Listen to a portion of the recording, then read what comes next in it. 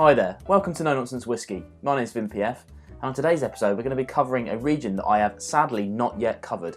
I've been doing this channel for over 2 years and I still haven't covered a Campbelltown whisky. Well, that changes today, and we're going to be covering the Kilkerran 12-year-old. Before we get into that, I just want to say a quick thank you to my latest patron subscriber, and that's S. Milstead. Thank you very much for your pledge.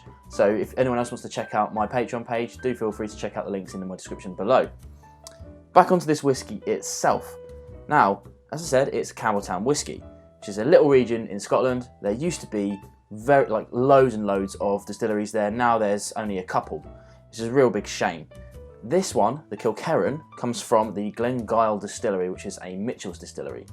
Now the reason why they've called this Kilkerran and not Glengyle is because there's already a blend in the Highland blend that exists called Glengyle, so they didn't want to be confused with that at all. The reason why this is a bit of a strange distillery, they call themselves the new old distillery, right? So it's a very, very old distillery that was closed down in the early 1900s, but reopened again in 2004.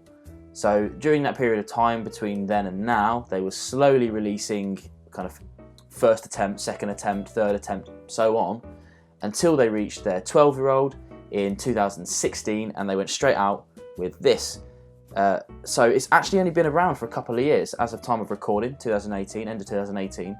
It's only been around for 2 years odd, which seems strange because I've heard quite a lot about this dram, so I've been quite excited to try it. One of the awesome things about the packaging behind it, I don't often talk about the packaging, but as I'll put a picture up just here, the bottles all include this image of kind of lines and a spire. Well, that's actually a very interesting image because there's a hole in the wall at the distillery that you can look through and you can see a tower in the background, and that has the Lomond Lowland Parish Church tower in it. And if you line it up right, you can get that kind of picture. And some people have done that. Unfortunately, I can't show you any of those because they're all copyrighted from the people who made them, but you can see those images on Google if you look for it. Onto this whisky itself then. It's a 46%er. Non-chill filtered, natural coloured, all things that people generally speaking like. But one of the interesting things about this is that it's £35 in the UK. And when it first came out, it was a little bit more expensive than that, but they've kind of been slowly making a name for themselves, and it's been getting kind of cheaper and cheaper. Right now I can get it for about £35 wherever I go, but sometimes it's a little bit more than that.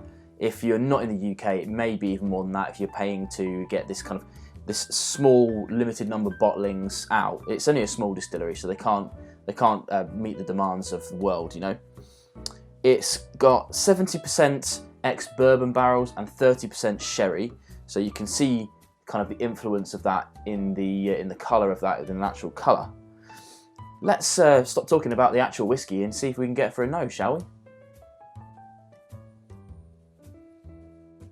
Now, one of the first things that struck me about this one was how much I'm not a big fan of the nose. It's quite vegetal, quite grassy, a little musty. There's some sweetness there. It's not an unenjoyable nose by any stretch, but it's not the kind of nose I usually look for. Let's check out the palate.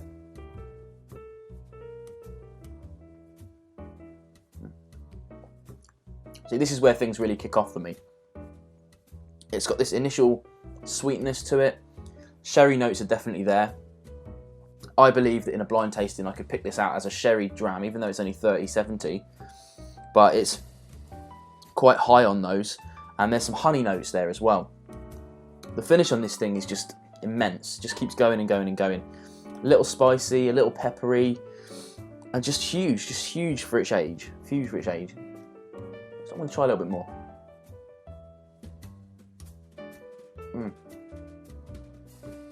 It's just got an absolutely superb palate, and it's not at all similar to the nose. Yeah, I mean, just by nose alone, I would probably dismiss it, but the palate is just insane on it. I'm just an absolute massive fan of it, instant fan of it, and for the price of it, I absolutely 100% recommend it. It's one of those ones you probably haven't heard of if you're kind of new to the whiskey game. If you've been in it a while now, you'd have definitely heard of it. There's a few other of the whiskey tubers that are talking about it quite a lot, especially people like Ralphie and, of course, Roy Agavite.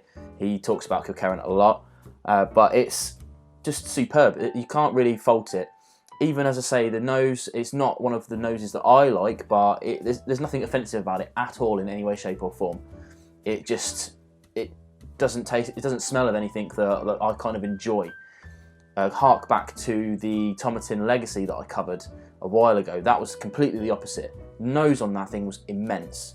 It was just kind of fruity orchards. It was just like literally standing in those apple orchards.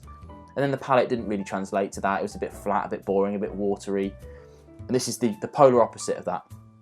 Those grassy notes to start with are just completely overtaken by just an immense flavour profile that I can't recommend enough. Definitely go and get this one.